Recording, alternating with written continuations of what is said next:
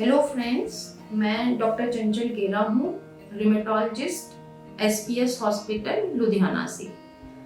आज world arthritis day है और इस वर्ल्ड आर्थराइटिस डे की थीम है इन्फॉर्म्ड चॉइसेस बेटर आउटकम। तो इस थीम का क्या मतलब है? मतलब ये है कि आजकल हमारे पास एक्सेस में इंफॉर्मेशन है।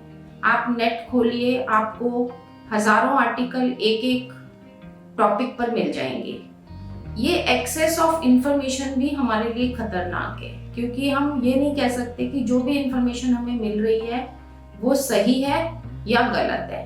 तो जब आप नेट पर कोई चीज़ पढ़ते हैं, न्यूज़पेपर में पढ़ते हैं, टीवी में देखते हैं, मीडिया में देखते हैं, हो सकता है वो इंफॉर्मेशन पूरी तरह से ठीक ना हो और इस प्रॉब्लम के चलते कई बार हम लोग गलत डिसीजन ले लेते हैं। तो आज मैं इसी बारे में बात करूंगी कि आर्थराइटिस के जो पेशेंट्स, उनमें कई बार कुछ गलतफहमियां होती हैं, कुछ मिथ्स होते हैं जिसकी वजह से वो पेशेंट्स अपना काफ़ी नुकसान कर लेते हैं। तो आज इन्हीं मिथ्स के बारे में मैं थोड़ी सी बात करूंगी। तो उसमें सबसे पहला मिथ है डाइट के बारे में। तो आमतौर पर जो हमारे आर्थराइटिस के पेशेंट्स होते हैं उनमें ये मिथ पाया जाता है कि वो सोचते हैं कि कई सारी चीज़ें ऐसी, जैसे कि साबुत दालें खाने से, ये वाहवादी वाली चीज़ें हैं, अगर हम दालें खाएंगे तो हमारी दर्दें बढ़ जाएंगी। और इन गलत फहमियों के चलते वो दालें खाना बंद कर देते हैं, दूध पीना बंद कर देते हैं, दही नहीं खाते हैं।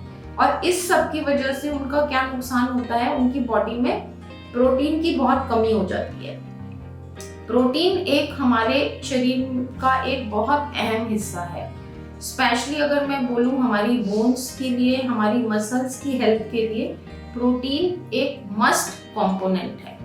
और इन गलतफहमियों की वजह से जब पेशेंट्स ये चीज़ें नहीं खाते हैं, आर्थराइटिस की वजह से ऑलरेडी उनके जॉइंट्स वीक हुए हैं, और जब वो प्रोटीन की कमी हो जाती है, स्पेशली वेजिटेरियन डाइट में तो वैसे ही प्रोटीन बहुत कम होता है, और इस प्रोटीन की कमी के चलते उनकी मसल्स वीक हो जाती हैं, बोन्स वीक हो जाती हैं और उनका काफ़ी नुकसान हो जाता है।